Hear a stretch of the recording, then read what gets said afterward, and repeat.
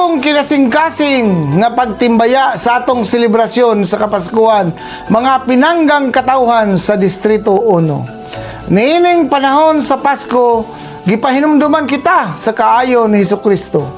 Kinsa padayong nagligon o naghatag kanato og kahupayan bisan pa man sa mga hagit nga atong giatubang sa kinabuhi. Hinaot nga ang kaayo og panalangin sa atong labaw nga makagagahom, mudasig kanato matag adlaw ug magdala kanatog kalipay sa atong panimalay.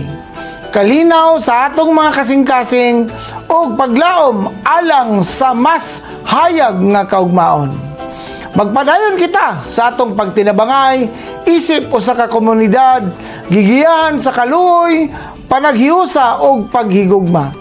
Malipayong Pasko o bulahan nga bagong tuig, mga mahal kong katawhan sa Distrito 1.